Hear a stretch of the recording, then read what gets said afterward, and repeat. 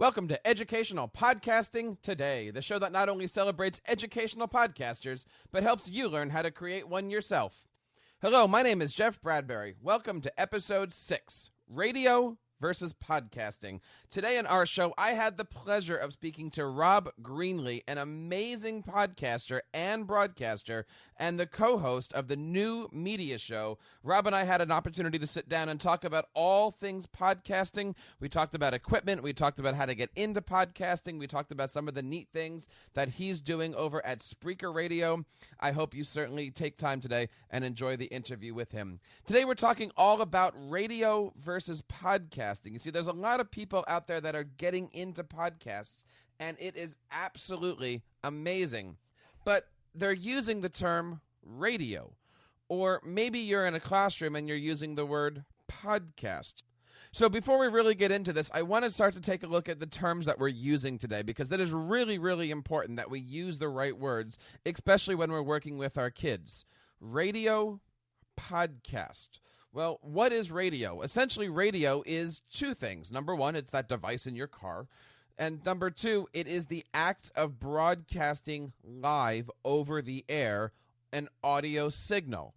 And so sometimes we say, I do radio, or I'm doing the something, something, something radio podcast. And, well, you really aren't.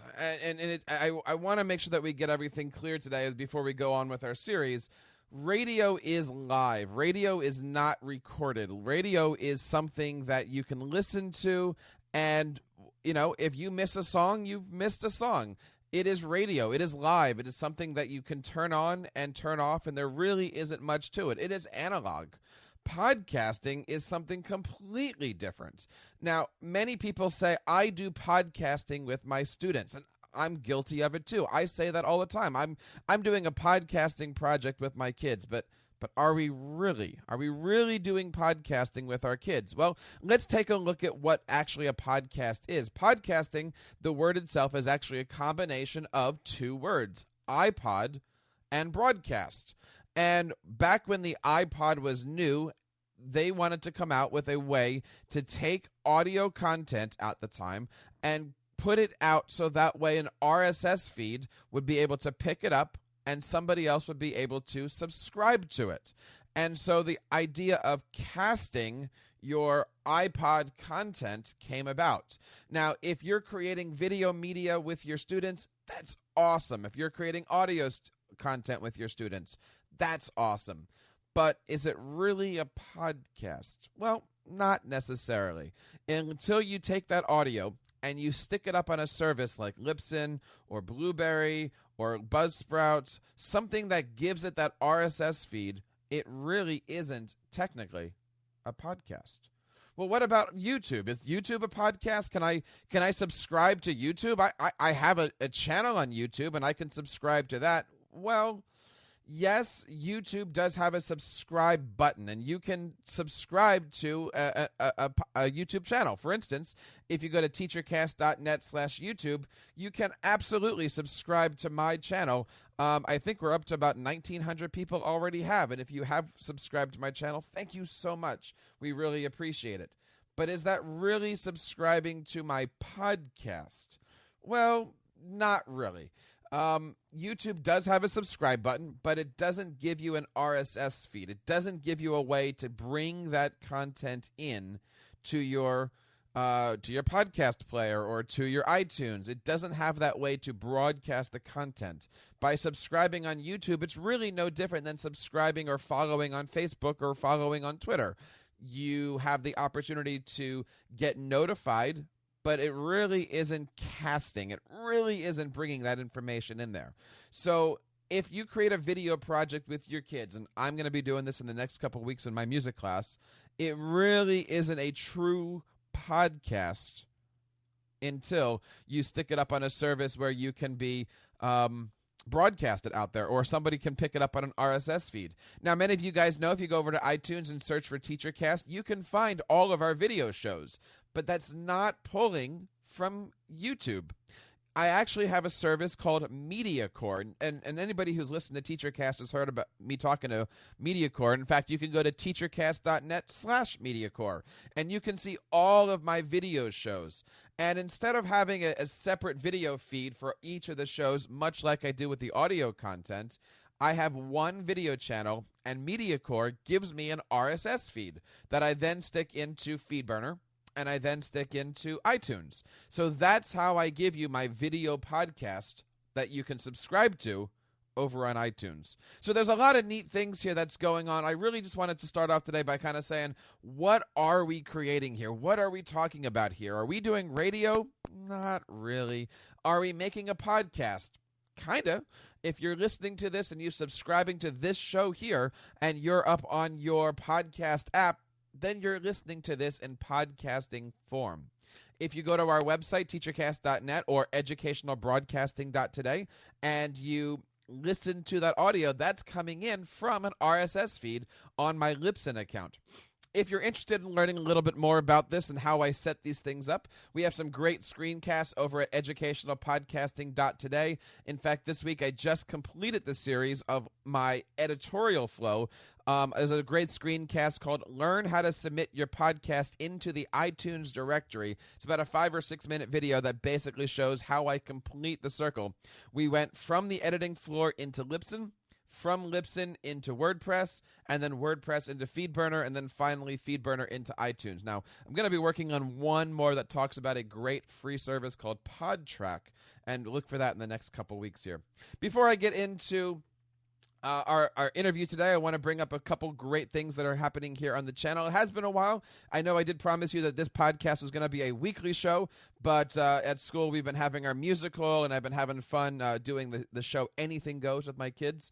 So we've been, unfortunately, it's been few and far between since I did episode 4 and episode 5. But we're going to get back into this on a weekly basis here, so stay tuned. Subscribe to this show over at educationalpodcasting.today. We've got some great episodes. All of our video episodes are already live on YouTube. In fact, you can subscribe to our YouTube channel again over at teachercast.net/YouTube and teachercast.net/iTunes. You can find our interview with Rob, and you can also find all of our interviews up until episode 10. Yes, I have up to episode 10 already recorded. So that is all the great information that we have today. I want to stop right there and say, sit back and listen to a great interview that we did with Rob Greenlee. He is such a great guy. We want to say thank you to him for coming on.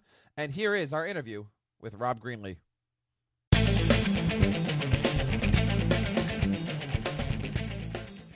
My guest today is Rob Greenlee, the current co-host of the new media show, which you can see live every single Saturday morning at 9 a.m. Pacific, noon Eastern. Rob, welcome to the show. Thank you so much for joining us. Well, it's great to be here, Jeffrey. It's always an honor to talk to you and speak to the educational market, around podcasting. I think it's an important genre in the space, and I appreciate you covering it. Now, you have been podcasting for quite some time. You used to work with Podcast One, and you, for 7 years, were working with Web Talk Radio. How did you get into podcasting? Well, it was really as simple as I just walked into a radio station. I was doing kind of like online marketing consulting back in 1997, 98, 99, and part of my consulting that I was doing around search engines was trying to share knowledge about what was happening, with how to market your website and your company online. And I just walked into a radio station, started doing a show called the Web Talk Guys, that then turned into Web Talk Radio, which I did for about 6 or 7 years. And got that syndicated out to about 15 radio stations, and got on the XM satellite radio network for a couple of years, and built a really strong online kind of distribution and a variety of live streaming platforms, as well as on-demand platforms, early podcasting platforms. This is actually before podcasting.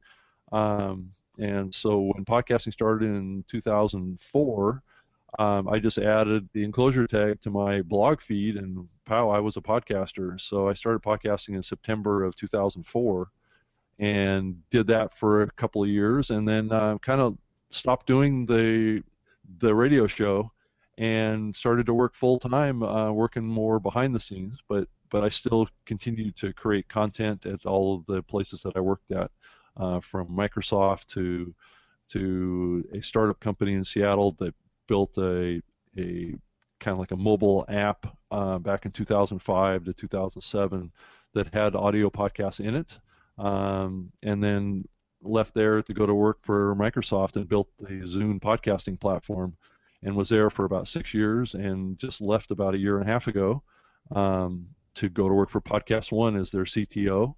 And after a year there, I've left there, and now I'm working with Spreaker, as well as still a consultant to Podcast One as well. So I'm kind of splitting my duties between two platforms right now. But that's a brief history of me.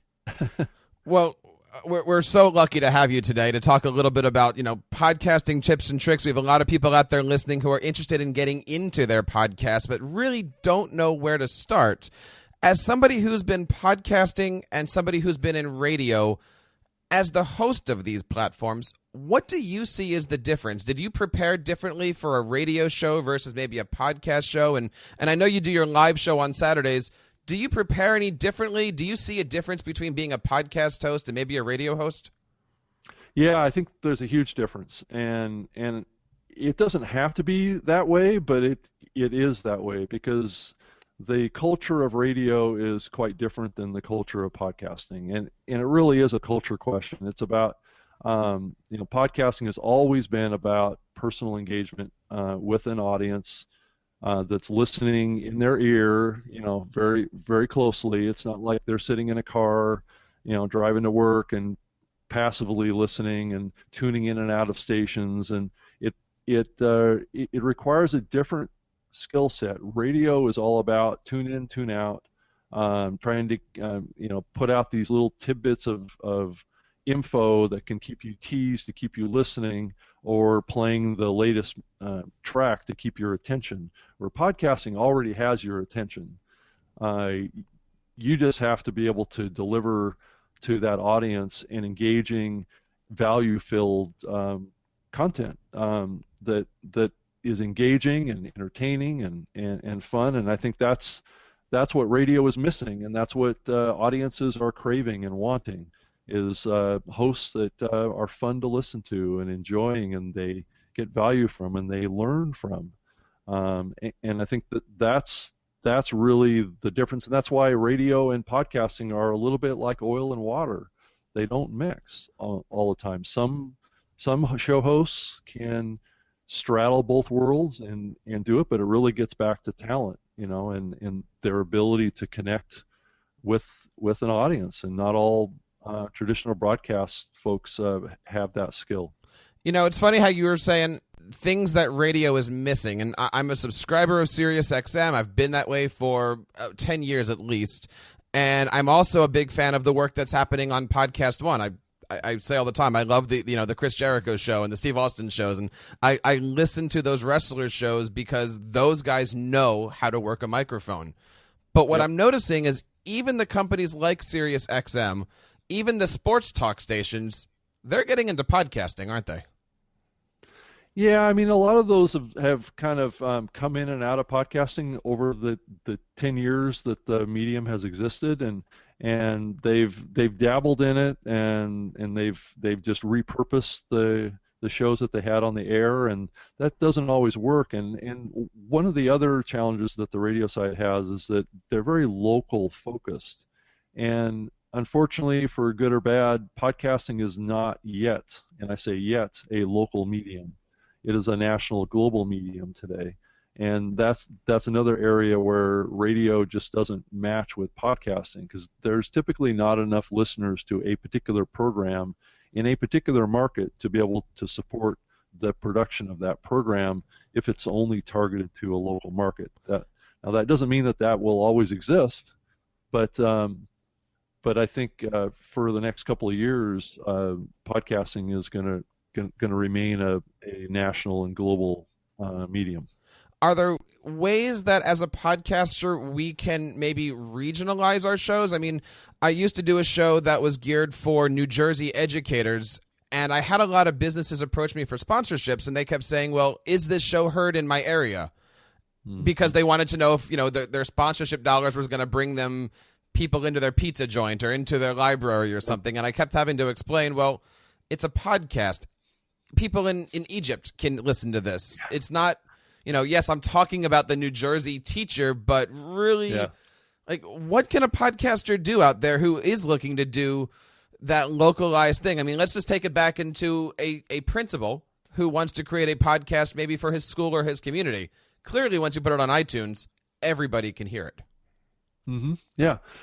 I think that the future does hold local podcasts as being a successful model. I think it's coming.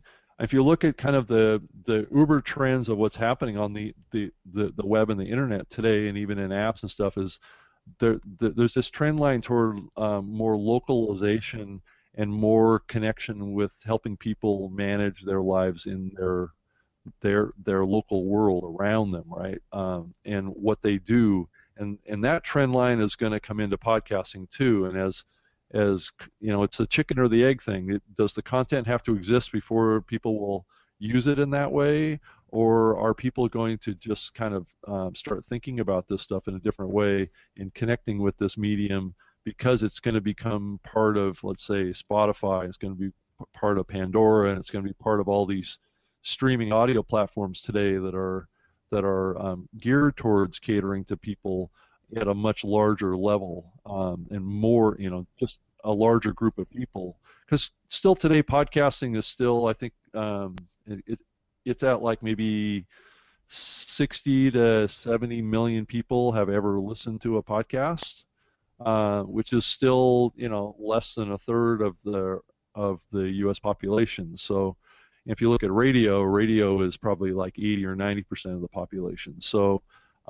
there's basically still a gap in that listener base that can reach local markets, and I'm not sure how that's going to happen over time, but I think as on-demand audio gets more integrated into cars and gets better technology behind it to help people discover content that's relevant to them based on their desires and interests and what they're doing, and their devices know that it's going to be a better situation. So I think that there's a lot of upside to podcasting's future. Well, I absolutely think that you're right about that. I mean, I even heard this yesterday on one of the Sirius XM programs I'm listening to.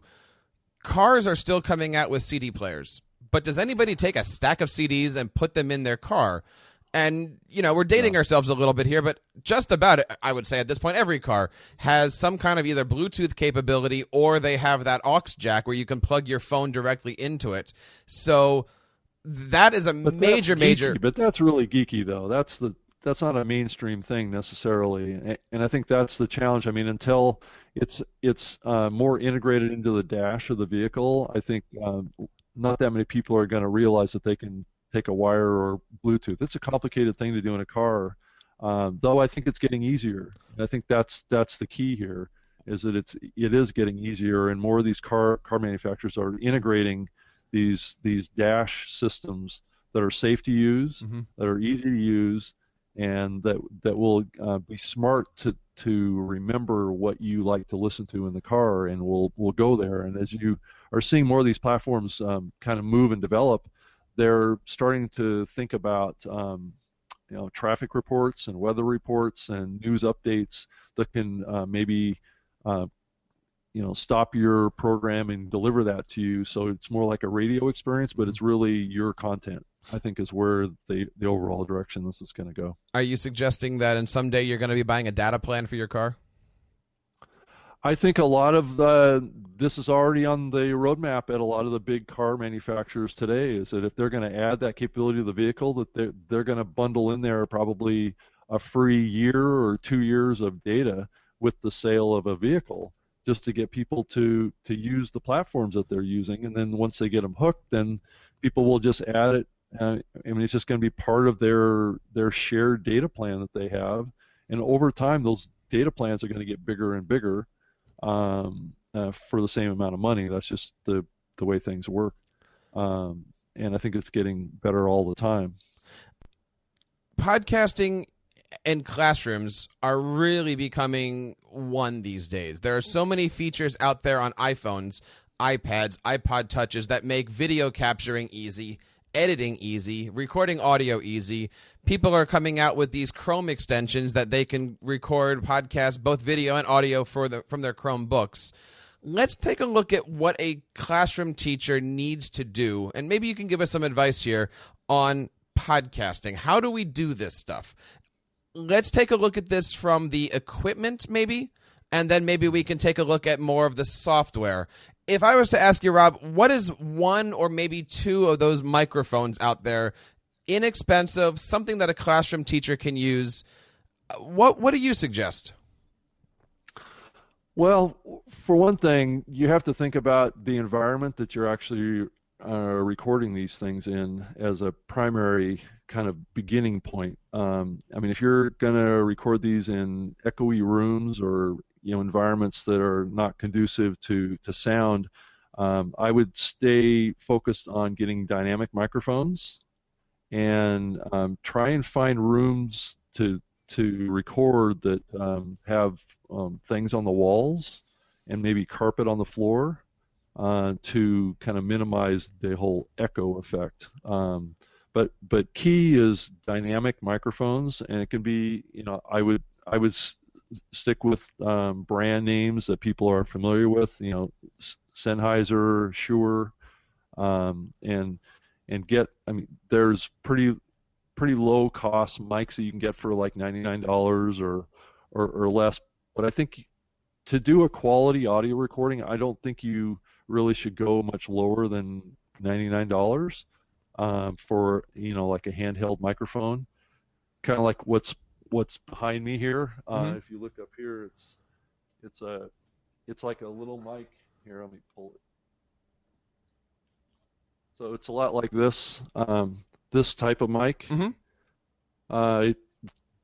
Just a handheld mic like this. It has an XLR jack on the back, and there's plenty of ones that you can get. I mean, actually, I bought this one from Radio Shack for like $69. But there's nothing wrong with using this kind of a mic because it's, excuse me, it's very directional, so your voice can speak to it, and it won't pick up a lot of noise. Sorry, I'm losing my voice.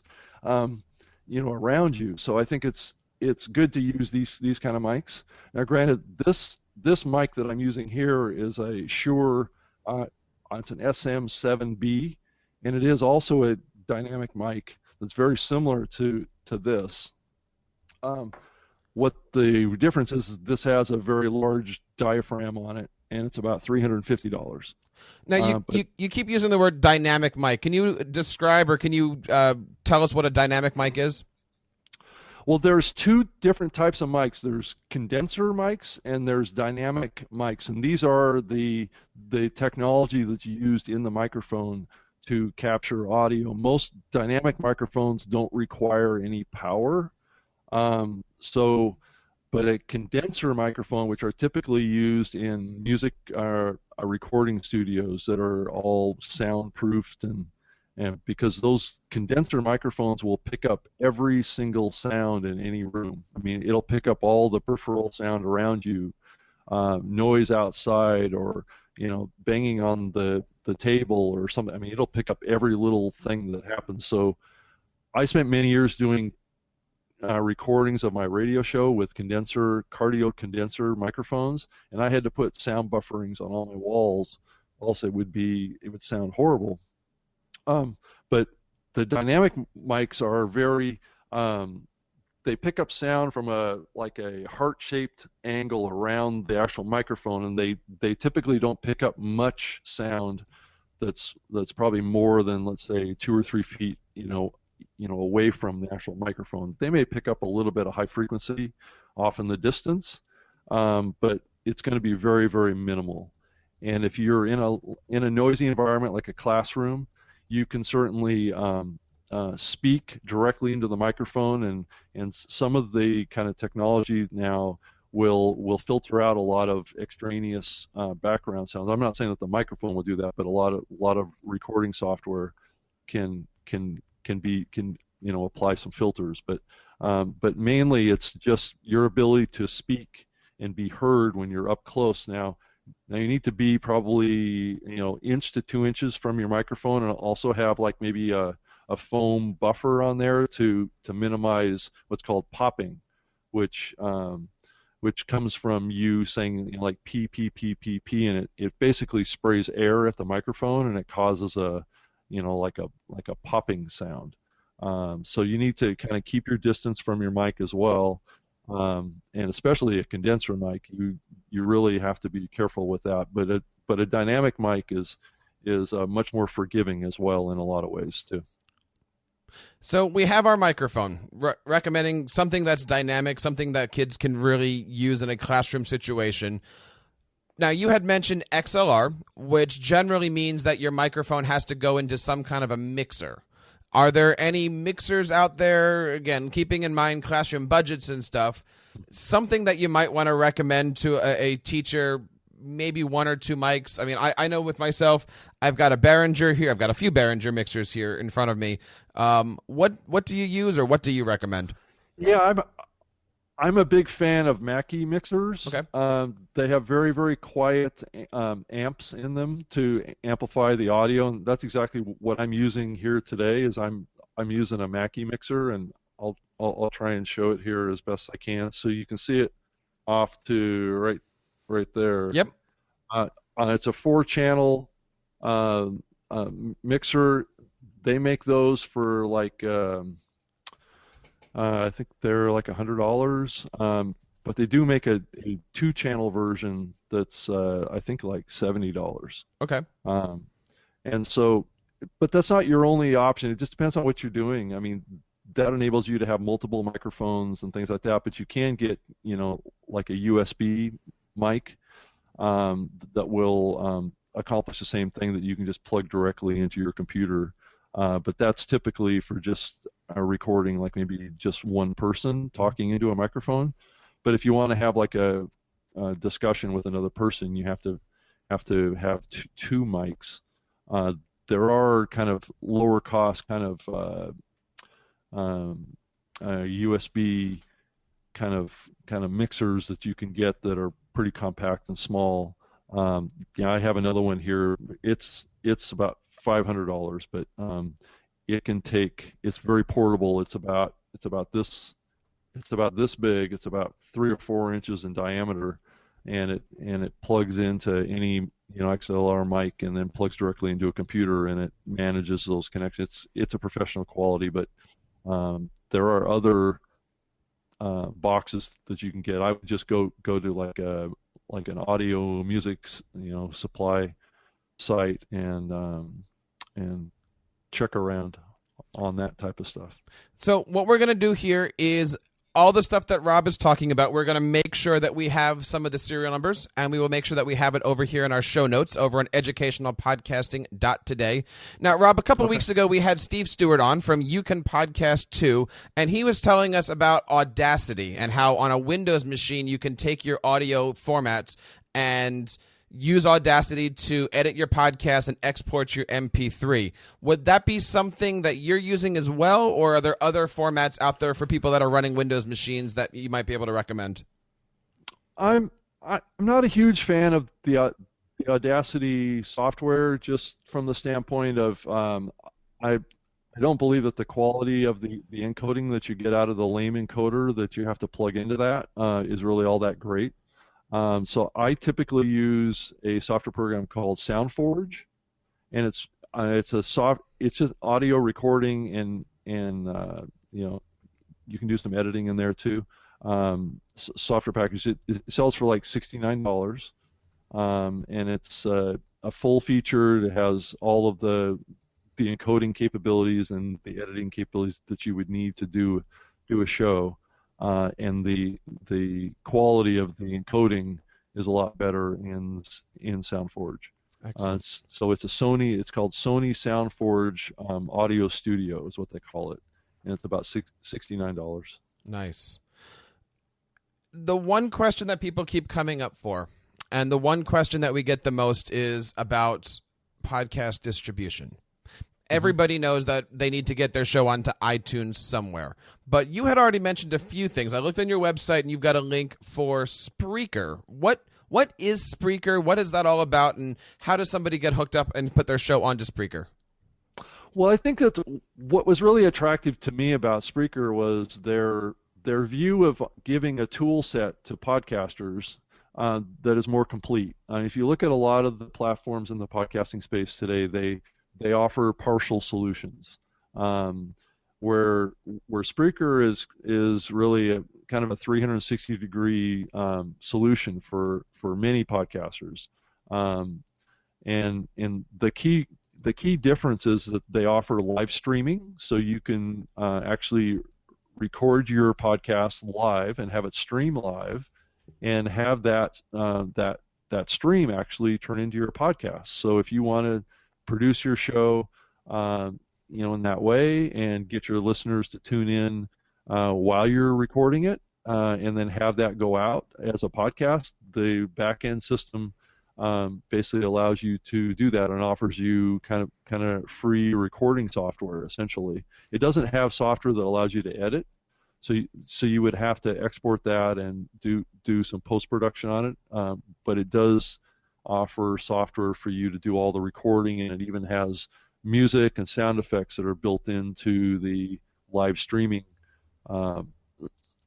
software itself. So, which is quite different than any of the other podcasting hosting platforms. But it also has a robust kind of feed creation side too. So creating a traditional podcast that supports all the iTunes tags and has really affordable hosting of all your shows. So they have a free plan that you can get started with, and the other two plans that I would highly recommend for the educational market is the next step up plan, which is $4.99 a month, and it will give you basically 2 years of 1 hour 1 hour audio episodes that you can upload to the platform, plus also live streaming and automatic distribution to YouTube, SoundCloud, and a lot of other distribution platforms out there.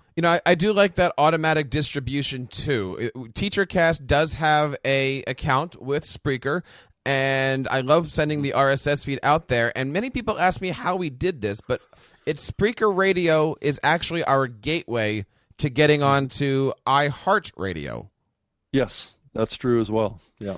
And you can find out more information about that over at Spreaker.com. That's Spreaker.com. Lots of great podcasts. I do like the live feature. They have a great mobile app.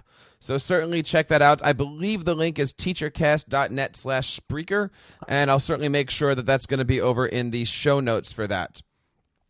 Rob, for teachers that are out there trying to create their first podcast, whether it be by themselves or with their students, I got to ask you, what is the big advice that you give to people? If I'm out there looking to create my first show, I don't know what to do. I don't even, have an idea maybe for a show topic. Give me a couple things of advice that we can give to teachers out there. Well, I think that the big thing is just think about what you're trying to accomplish, and what your goals are for the show, and I think that's probably pretty obvious, and really think about the format of it. I mean, a lot of podcasters will just get in front of a mic and start talking, but a lot of the more quality productions think about, well, what's the value, what's the topics, how structured should the show be, how much pre-show prep do we need, who's the host of it, is there going to be multiple hosts on this program, and that's going to drive what type of equipment that you need and what type of platform that you need to actually distribute it. If you want to do it live or you want to do it just on demand, pre-recorded, then that also creates a different situation for what type of equipment that you need. Are you going to have guests on that are going to call in via Skype? There's other challenges. If you're going to do that, then you need to get a plug-in for Skype that you can do two-sided recordings of those conversations. So it's really a matter of understanding what the format that you're trying to do and what's the audience that you're trying to reach with this. And if it's just an educational thing for your students in your classroom, then you can do whatever you want to do. That the class and say their parents or that you're trying to reach with this, or you're trying to help the kids understand how to do this stuff. It just depends on what your goals are, and that will drive what you need in equipment and resources and format for the program. Couldn't agree more. Absolutely. We like to ask this question on all of these different educational podcasting shows. Can you podcast for free? And it is possible. Yes. You don't need a microphone. You can record right into your iPad using the native voice recorder. And it's actually very good. It's actually very good. Actually, the iPhone microphone is fantastic. I mean, we have guests on the New Media show that will Skype us through their iPhone or their iPad, and it looks as good as anything that's done on a high-quality webcam on a computer. So it's just a matter of getting into a Wi-Fi connection, and it can work fantastic. And you can do video stuff too. I mean, it's just amazing what you can do now. And then there's like platforms like Meerkat and others that are starting to come up now that is making this even more easy to do. That's a whole nother conversation about Yes, and we will certainly get to that one day on this show here. Yeah. Coming up in a few weeks, we have a guest coming on to talk all about a great app called BossJock, and the fact that you can. I think BossJock is $9.99, but I did hear that there's going to be an educator version of that app coming out for a much discounted price. I will tell you, free, and to get your kids podcasting would be an amazing thing. I know for myself, at the end of our year, I do a course on the history of rock and roll. I split the kids up into groups. Each group takes a decade, and their job is to create a video podcast on that decade, talking about the news, the history, the sports, the music, the whatever. And then at the end, we put those up onto our website. Now, we don't necessarily need to go to iTunes. We just put our video up on Google Drive because I embed it. But at least it's a way for our kids to get into video creation, media, editing, sound, and they have a great time doing it. The audience for here is across teachers that want to create a show in their own studio like we are here, or that want to create stuff on their classrooms. And it is nice to hear from you, Rob, that you can spend maybe $100, maybe $150, get yourself a nice mixer, nice microphone, and really get into podcasting. Or, hey, if you have a kindergarten classroom, you don't need any of that stuff. You can do this for free. And if all you want to do is to get media out to grandma and grandpa, very simple to do. Yeah. No, it is. I mean, it's amazing the tablets and the computers now are getting really high quality recording capability built right into them, and I think very soon it's not going to be really all that necessary to have these really expensive microphones and things. I just think it's going to be built in. This quality is going to come even to telephone calls. Amazingly, right. You're going to be able to. There's talk now of a lot of the wireless carriers moving over to what they call HD audio for phone calls. And it's been a long time coming. I don't know about you, but trying to understand somebody on a phone call, on a cell phone call these days is pretty bad. Is that the same audio that radio stations are now doing it when they're dual banding their radio stations and calling it HD? Well, it's very similar. It's a wireless technology that's going to come to their digital phone cellular signals that's going to up the bandwidth. So as they ramp up their bandwidth capabilities, that the audio quality on these phone calls will hopefully improve, and that's the only way that they're going to save regular traditional phone calls is by upping the quality, because IP calls are starting to threaten that revenue engine that they have. Rob, a lot of people are asking, how do I learn more about podcasting? Where can I find out some of the great things that you're doing? On Saturday morning, you and your partner Todd run a show called New I'm getting this wrong. New media show. Tell us a little bit about that and what we can expect on a Saturday morning.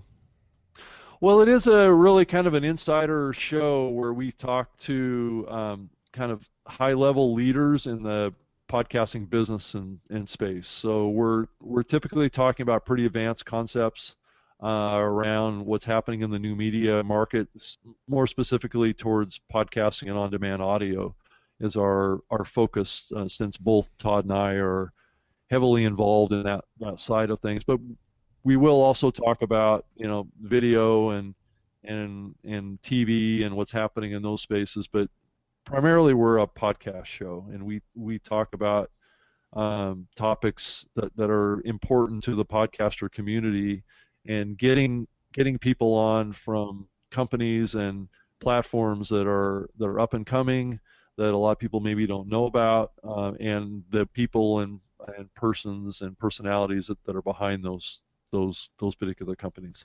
Is doing a live show on a Saturday the same as doing a radio show that's live, or are we still talking different things for you? It's a lot less structured than what I did on my radio show every week, so it takes a lot less planning on my part, because I just book guests on that show, on the new media show, and they come in and we just talk just like we would if we met in a Starbucks. And you come in, you sit down. All the people at the table have backgrounds in the topic that we're talking about, and they live and breathe it every day.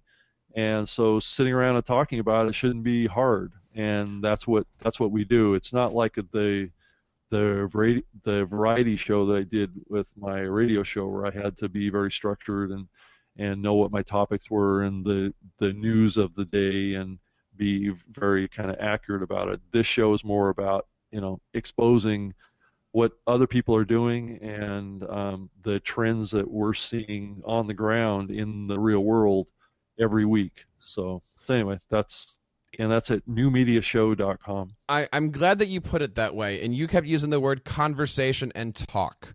And I've said on the show a couple times, throughout the last 4 years of TeacherCast, I've probably done more than 500 shows, but I've never interviewed anybody. It's always been these conversations.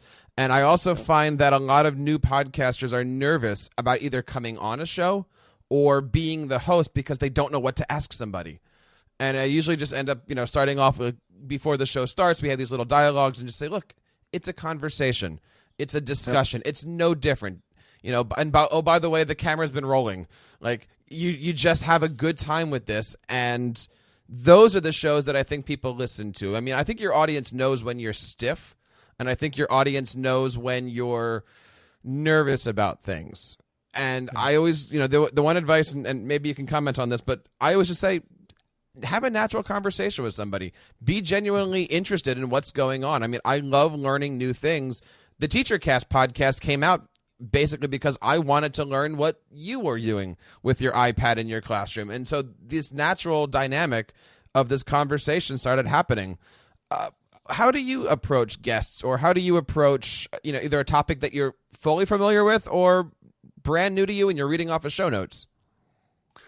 Well, I think that the bigger picture of what you're saying is that, I think people like genuine people, and people like to listen to genuine conversations, and that's what this is all about. And I think being very, very transparent and talking about things in a frank way, and not always shying away from controversial topics, or it's okay to put your opinions and your thoughts out there. I know if you're in the educational sector, you probably need to be a little bit more cautious on topics that you might talk about on your program. So I think you need to be aware of those kind of things. But it is about just having conversations that are relevant and genuine and from your heart and from your experience. And I think that's the key to doing a really great show. And I think if you're communicating that to your students, and teachers need to understand that too, is that that's what this is all about. There is no one way to do any of this, really.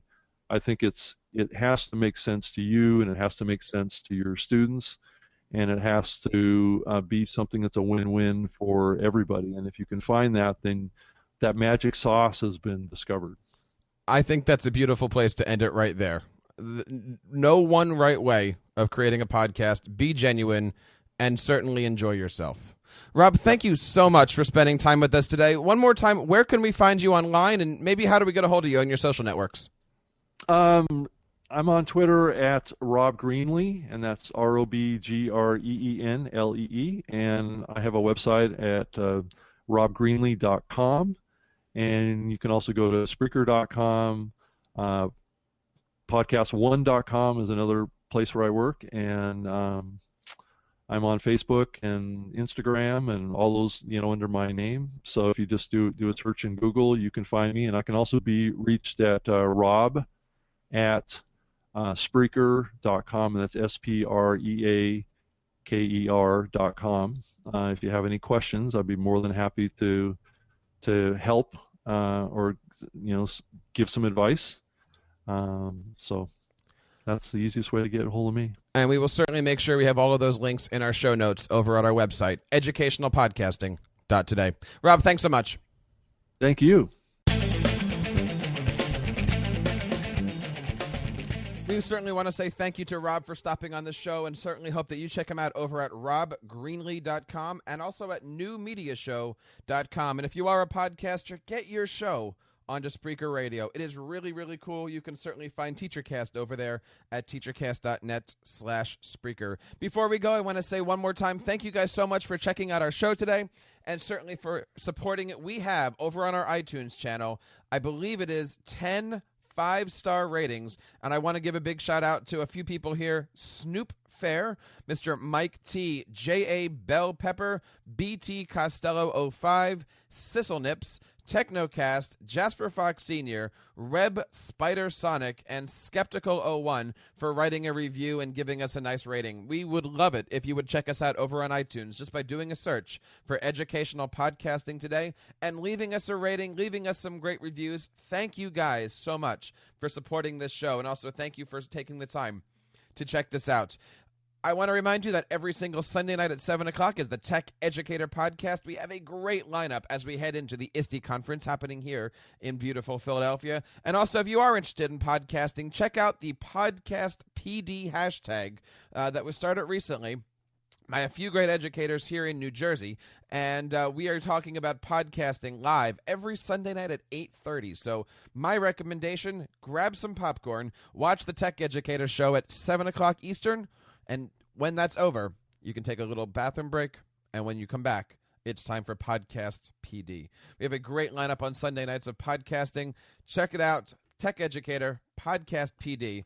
And, of course, you can find all of our great iTunes videos and audio over on teachercast.net/iTunes. Well, my friends, that wraps up this week's episode of Educational Podcasting Today. There's, of course, several ways that you can connect with us here at TeacherCast. You can leave us a voicemail at teachercast.net/voicemail, and I got to tell you, that is the quickest and easiest way to get yourself noticed on this show and to get yourself as a guest on this show. We are looking to put this show together to feature you, the educational podcaster. So please check us out. Leave me an email at feedback@teachercast.net. Twitter, you can find us at TeacherCast, or the hashtag for this show, at Podcasting Today. And of course, if you go over to our audio and video channel, teachercast.net/iTunes and teachercast.net/YouTube, you can subscribe to this podcast anytime. Thank you for allowing TeacherCast to be a part of your professional development network, and I hope you take a moment to share TeacherCast with your PLN. My name is Jeff Bradbury. Thank you so much for taking the time out of your day to make TeacherCast your home for professional development. Until next time, keep up the great work in your classrooms and continue sharing your passions with your students. National Podcast Day is September 30th. But what is National Podcast Day? It's pretty simple, and you can help spread the word. National Podcast Day is dedicated to promoting podcasting worldwide through public engagement. You may be asking, what can I do to get involved with National Podcast Day? It's easy. Head over to nationalpodcastday.com and check the suggestions. But ultimately, these options are endless. Remember, September 30th, nationalpodcastday.com, and let's start the conversation.